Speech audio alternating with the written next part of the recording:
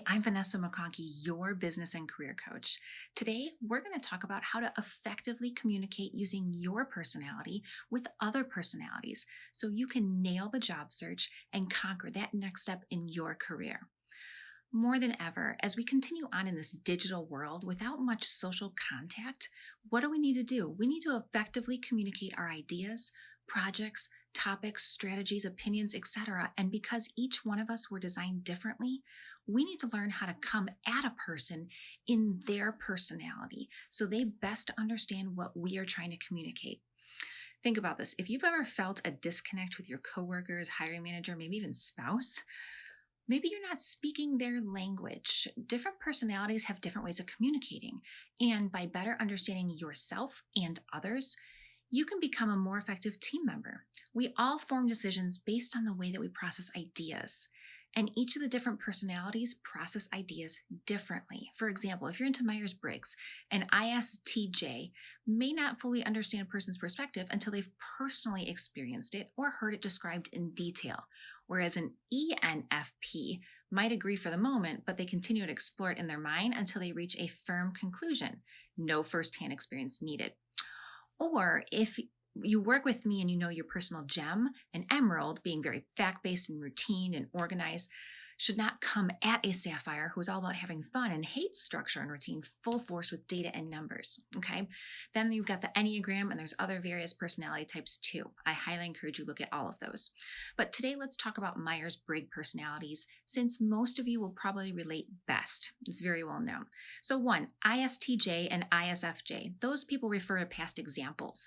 They have the cognitive function of introverted sensors, meaning they lead with their past precedent. They funnel information through the lens of what they know to be true and what they've experienced in the past. So when communicating with different personality types in mind, keep in mind that introverted people benefit from you related to an experience that they may have had. And if you can't relate, make sure you use concrete, specific details in describing your past experiences of what happened and how it made you feel. And ESTP and ESFP provide hands-on experience. They're very extroverted, meaning they're doers.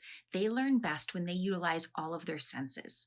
So communicating effectively with them requires being in an environment where they can learn. So for example, if you're training them on the job, physically walk them through the exact processes while letting them try to do it themselves. To convey the plight of homeless, take them to a volunteer shelter or soup kitchen for a first in-person experience to really change their ideas, okay? Recommend a movie focused on anti-racism to help them visualize. Although extroverted sensors might share strong opinions off the cuff, if you think you've got something wrong, just don't hesitate to show them their error. Their mantra might be as well as strong opinions loosely held, okay? Then you have an ESTJ and ENTJ. Create logical arguments. They're extroverted thinkers, meaning they respond best to logic, reason, and linear analysis. To communicate an idea with them, come armed with data and research and aim to argue your point with supporting evidence, okay? They skew stubborn in their beliefs because they typically aren't challenged much, but they almost never argue with hard facts. So data is really the best way to win them over. Avoid emotional appeals unless you can explain why emotions matter, because through them, they have strong feelings, but they make decisions based off of them, okay? Then you have ISTP and INTP. Ask probing questions, suggest reading materials. They're introverted thinkers, which means they're especially tough to convince, okay? Their internal framework for understanding is often unique, making it very tricky to fully understand their thought process. So to communicate with them better, ask probing questions to start figuring out how they think.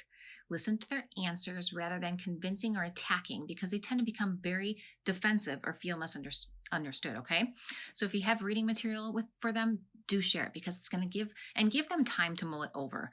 Any ideas, processes, anything like that, okay? So can you see how your understanding of your personality and understanding of the personality of others and how you're communicating is important? You're probably thinking, okay, Vanessa, great, it's cool. But when job searching, like, how in the world can I know what the other person's personality is within a few minutes? I'm so happy you asked. That's a great question. It's actually easier than you think, which is why I have the GEMS personalities that I use. I also use these other ones, but still. There's specific words people use based on simple questions you ask them or form them. Anyone in sales knows this technique. Also, if you're on a video call, there's signals such as clothing and body language that push them into one personality or another. And I teach all of this in depth in my coaching programs, and so many people have had incredible success. When people don't understand how personalities can differ, we all know this misunderstanding and competition can happen. Communication is pivotal. It's a hard commodity in today's information economy, right? Transformation absolutely happens when people begin to use the language and the insights of the different personality types. Make sense? Okay, so if you're looking for some accountability, support, guidance, people to listen to you, help with the personality types, overcoming obstacles, reach out to myself and join my Facebook and LinkedIn groups. All right, see you next time.